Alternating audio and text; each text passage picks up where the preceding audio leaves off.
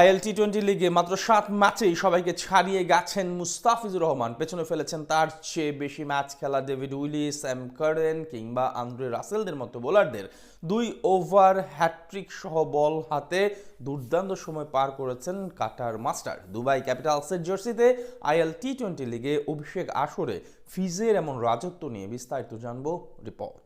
2025 সালটা একদম মন মতো কাটাচ্ছেন মুস্তাফিজুর রহমান। বিশেষ করে সংক্ষিপ্ত ফরম্যাটে দুরন্ত গতিতে ছুটে চলেছেন বামহাতি এই পেসার। জাতীয় দল তো বটেই, ফ্র্যাঞ্চাইজি টুর্নামেন্টগুলোতেও এখন অন্যতম হটকেকে পরিণত হয়েছেন দ্য ফিজ। গেল সপ্তাহের রেকর্ড দামে বিক্রিত হয়েছেন আইপিএল নিলামে। পাশাপাশি আইএল টি-20 লিগেও নজরকাড়া পারফরমেন্স করে মন জয় করে নিয়েছেন সকলের। টুর্নামেন্টটিতে মাত্র 7 ম্যাচ খেলেই পিছনে ফেলেছেন সময়ের অনেক সেরা সেরা বোলারদের। এমনকি তার ধারে কাছেও নেই রাশিদ খান, ডেভিড উইলি, মাথিসা পাতিরানার মতো আলোচিত বোলাররা। বর্তমান সময়ে বাংলাদেশের ক্রিকেটের সবচেয়ে বড় সুপারস্টার ধরা হয় মুস্তাফিজুর রহমানকে।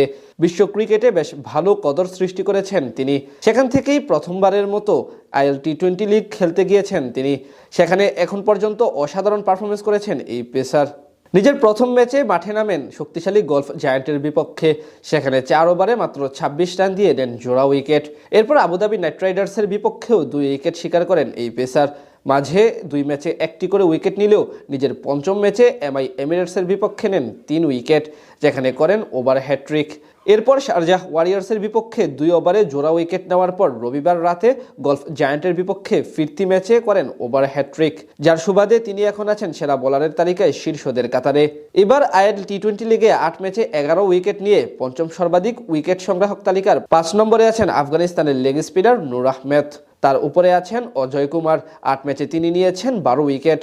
আর 3-এ থাকা ডেজার্ট ভাইপার্সের বোলার খুজিমা তানভীর নিয়েছেন 13 উইকেট। অন্যদিকে এদের সবার চেয়ে 1 ম্যাচ কম খেলে 14 উইকেট শিকার করে আইএল টি-20 লিগে সেরা বোলার তালিকায় 2 নম্বরে আছেন মুস্তাফিজুর রহমান, যেখানে তার বোলিং গড় মাত্র 14.71 এবং ইকোনমি রেট 8-এর চেয়ে একটু বেশি। তার উপরে আছেন কেবল দুবাই ক্যাপিটালসের আরেক বোলার ওয়াকার সালাম খেল। তিনি অবশ্য ফিজের চেয়ে 1 ম্যাচ বেশি খেলে নিয়েছেন 1টি বেশি উইকেট।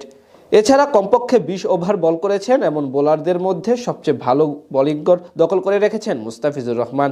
একই শর্তে সবচেয়ে ভালো স্ট্রাইক রেটটাও ফিজের দখলে। সব মিলিয়ে বলা চলে আইএল টি-20 লিগে অসাধারণ সময় পার করছেন কাটার মাস্টার।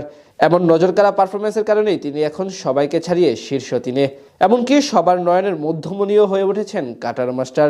এখন প্রয়োজন সেই ধারাবাহিকতা ধরে রাখা, তাহলে চ্যাম্পিয়ন হতে পারবে তার ফ্র্যাঞ্চাইজি।